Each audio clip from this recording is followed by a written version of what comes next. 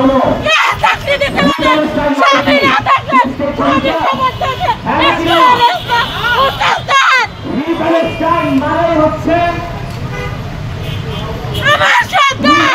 মানে হচ্ছে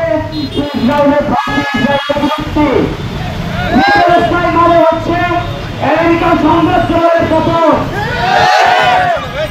এখানে কোন টু স্টেট সলিউশন থাকতে পারে না।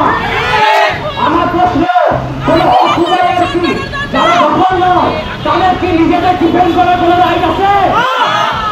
তাদের কি এক্সিস্ট করার কোন রাইট আছে?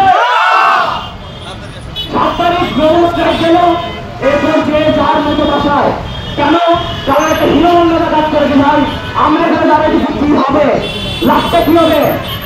প্রথম কথা, এটা লাভের ব্যাপার না, এটা দায়িত্বের ব্যাপার। এরপরে আমরা যদি প্রধান সংকট গুলা চিহ্নিত না করতে পারি, সেটার ব্যাপারে ফোকাস না হতে পারি, তাহলে হীনমন্যতা কাজ করবে। প্রধান সংকট কি?